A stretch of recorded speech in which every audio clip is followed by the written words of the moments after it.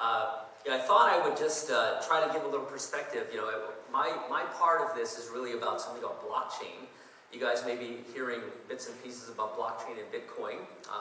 You may not understand yet why it's connected or potentially connected to IoT. So I thought I'd kind of give a perspective on technology, ways of technology, and how we got to where we're going, I guess. So in this room, we've got a lot of people collaborating on a theme. You may or may not recognize that photo. This is a picture of what started as a bunch of kids meeting at the Stanford Linear Accelerator to share ideas on microcomputer platforms. Homebrew Computer Club. I moved out here in 1984, just kind of at the tail end of that wave. The kids that would attend those meetings, those should be familiar faces, folks like Steve Jobs and Steve Wozniak and Bill Gates and Paul Allen. They were all there to really just collaborate and share ideas, and that kicked off a phenomenal wave. My background, I started as a chip designer. I ended up going into finance later.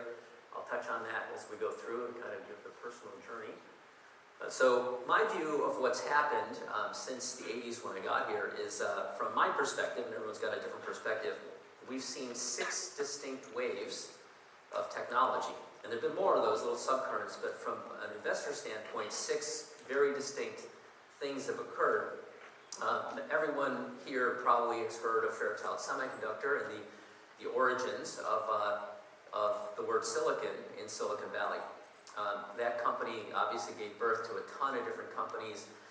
There were some highlighted in a book and an article with companies like Intel came out of their National Semiconductor, AMD. Venture capital firms like Kleiner Perkins originated from the human network around there. The CEO of Fairchild started a company in 1981 or 2 that I joined a couple years later called LSI Logic. And then I went on to stay in the silicon business. I went out to Taiwan at a very fortunate time, and I helped the government of Taiwan just with a little project that became a company worth now more than Intel and IBM. And then I moved into the investment wave. So I started really funding silicon things as wave number 1. Wave number 2 was taking those little silicon things and making stuff out of them. So routers, switches, hubs, PCs, motherboards, things like that. That was a great, great wave to be an investor. The third wave was basically taking all those things and stitching those together to make the LAN and the WAN, and it grew into the internet. I happened to start a company in that period too. It started as an ISP. I had a company that was late on its design, trying to ship a design file to TSMC. And in those days, this was 1994, you basically would put a design file on a gigantic magnetic tape and fly it across the ocean, and then try to get it through customs, and then drive it for 2 hours down to Hsinchu and hand it off. And I just thought, why can't you send this over a phone line? So I rented a couple of phone lines across the ocean and convinced the Ministry of Communications to let me put routers. I bought 4 Cisco 2500 routers, and I stuck them in the infrastructure in Taiwan and set up an internet. That grew eventually to be data centers in more than a dozen countries throughout Asia. And Goldman and Morgan took it public in 2000. That earlier picture you saw, I retired for a while.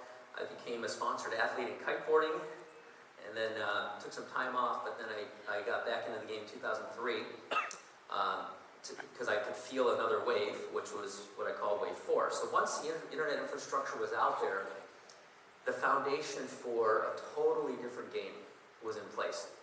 The network and the cloud infrastructure plus mobile presented just a totally different way of setting up companies and experimenting, and the results are obvious now.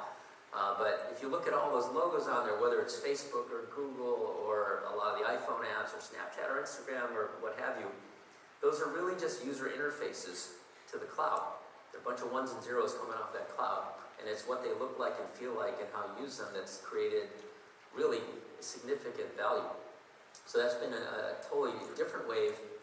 Wave 1 and 2 were waves where venture firms would have to collaborate and put 20, 40, 60, $100 million down on a project, fund it, and wait 5 years to launch a product. So here we are in 2017, if you started a start now, you would wait until 2022 until you could see if your product worked. And the game obviously changed to folks like Mark Zuckerberg toying around in their dorm room and setting the stage for bigger things to come. Over time, that wave became a mobile wave.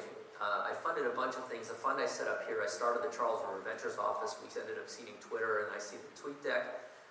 Voxer and Tango were both #1 in the App Store for a while. They're still around. They're not, breakout companies now, but they had some exposure in that space. And the thing that I realized in that segment was the companies that were winning. Of course, there's some luck involved and some social virality, but the companies that understood their data were the ones that broke out and the ones that could iterate and learn and get better. So that led to what I call Wave 5, which is the data science wave. So it's how do you understand and optimize and be super efficient at everything you do. Utilization of assets, utilization of capital, acquisition of customers, growth of revenue. And this is a gigantic, pervasive wave that does touch the IoT space. I've been saying this, this phrase was probably around for many years. I've been saying this since 2011, and I will never claim to have invented, priming the pump or anything like that. But, I've been saying this for at least 5 years, and I'm sure somebody said it before me. But it's quite an interesting thing that the world has moved so beyond the physical world in terms of market value. Think about the number of people in this room.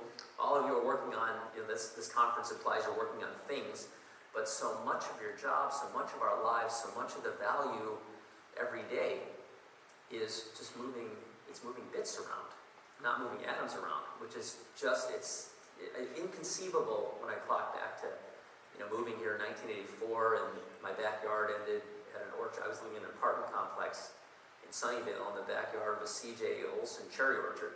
So just phenomenal waves of change. So what can you do with data science? You'll hear a lot of names. Cloudera just went public. Splunk and Tableau have gone public a few years ago. All of those companies, I think, were Splunk and Tableau were probably like $5 to $7 billion market cap companies. Palantir's kind of it's big. I forgot what it was. Cloudera's a couple billion. Treasure Data is still a young company, but it's got a lot of momentum. This is an example of what you can do with data science. So people have all presumed, for example, that the e-commerce area was kind of done. And yeah, frankly, it is kind of done. Amazon, it's the winner, the clear winner. But there are some little disruptions occurring. This is a company that I seeded in 2011, along with Treasure Data. The two founders seeded Treasure Data with me, and they used Treasure Data's infrastructure to build their growth engine and the engine that serves products to people. And in 5 short years,